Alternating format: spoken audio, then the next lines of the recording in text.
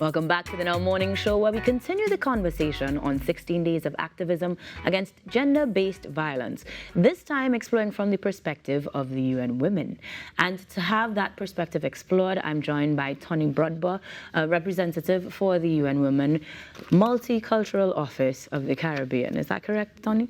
Multi-country office. Yes. Multi-country. And that makes complete sense because we do need to talk about this the world over. So welcome and good morning. Thank you very much. Thank you.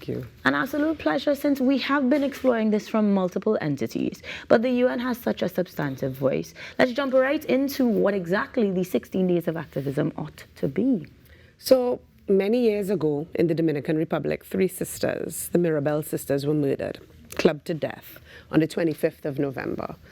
And as a result, the entire world and women's organizations across the world said, we need to stand up. This is happening too often, and we're not advocating to end it in a collaborative way. So first, in Latin America, in 1980, they decided this is going to be the day to end violence against women and girls.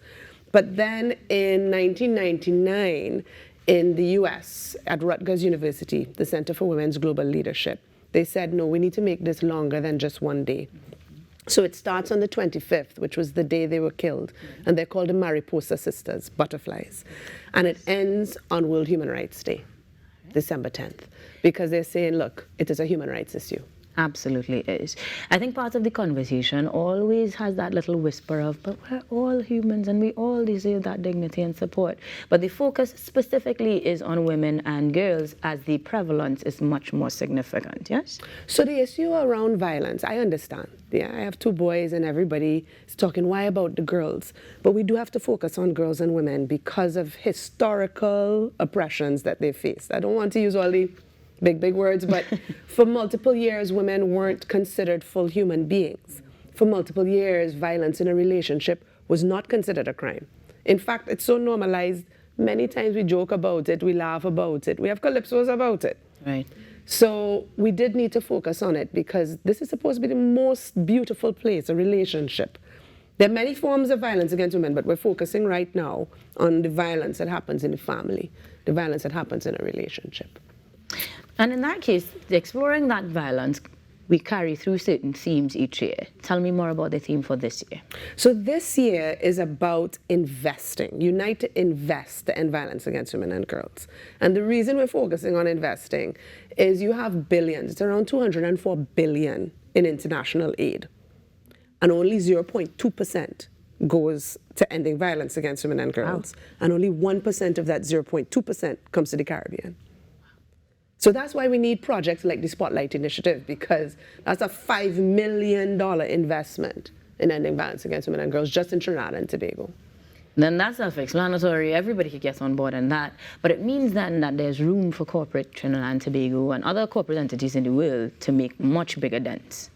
Absolutely. So the issue of, I'm going to go in a little bit of the UN and how we work. For sure. We have 17 sustainable development goals that the entire world came up with to say this is how we want to see the world in 2030. Goal 5 is on ending violence against women and girls. Well, it's gender equality, so it goes beyond ending violence against women and girls, but that's one key factor. And goal 17 is partnership. So the private sector has come on board. We have a lot of partnerships through the Women's Empowerment Principles, and I know in Trinidad and Tobago in particular, you'd be surprised how much is being done. But sometimes it has to be quiet, because when everybody knows, then they become a target as well for the kind of support that they're providing to survivors. Interesting. On a brighter note then, I guess, let's talk a little bit more about the EU and UN Spotlight Initiative. You mentioned it a little bit, but what does that look like for us specifically? So it has been a wild ride, but a very good ride, where the European Union made a huge investment globally, 500 million euro in ending violence against women and girls globally. Right. And in Trinidad and Tobago, we got 5 million of that in total.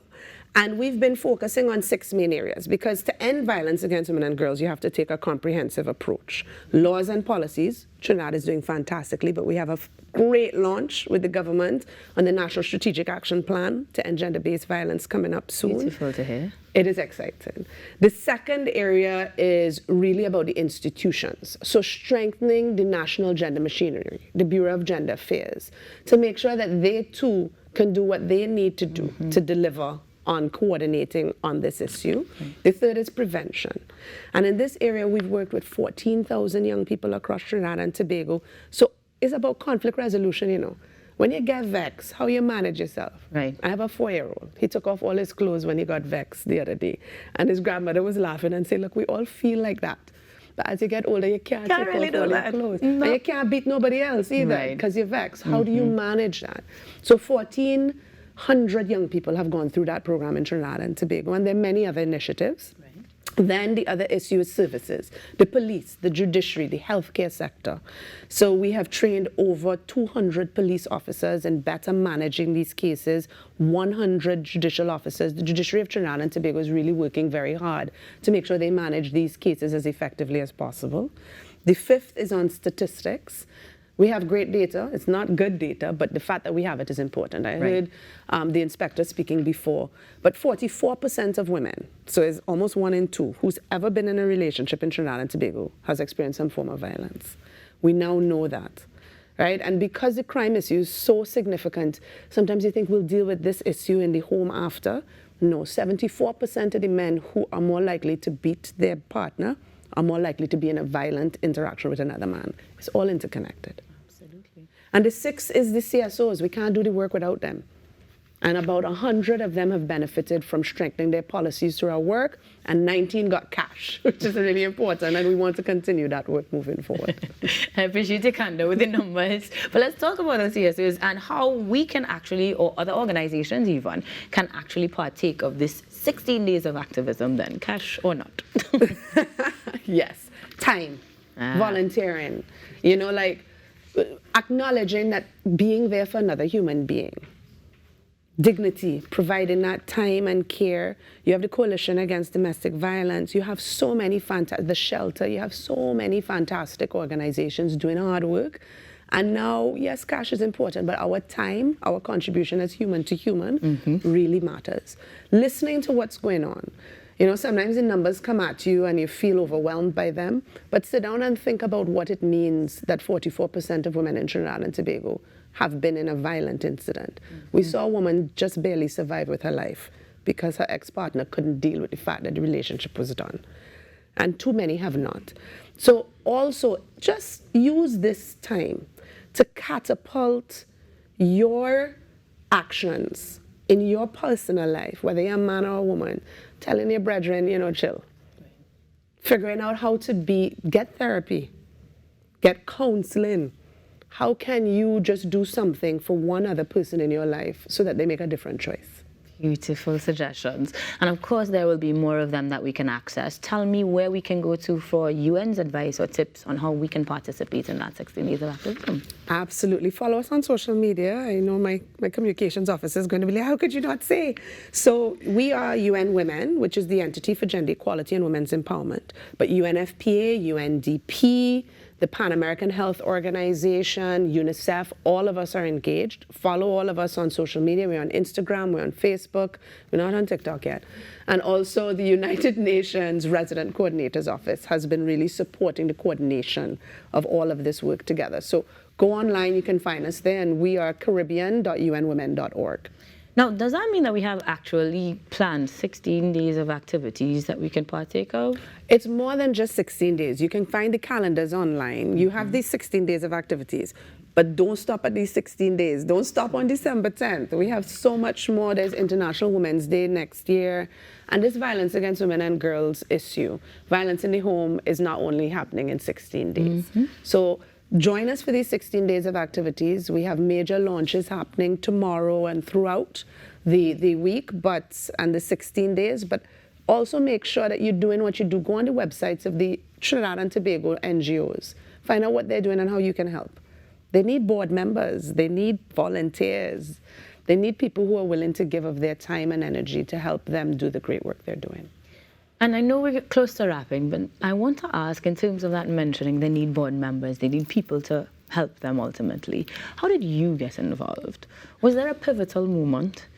You know, it's weird. So my mother was in the women's movement. My mother used to teach at St. Augustine here. My mother was big in the women's movement. Hazel Brown was a good friend of hers, as well as many other people. Right. And so I would see it. It just felt normal to me that everybody should believe women were equal. But then over the years, I have seen friends die in relationships.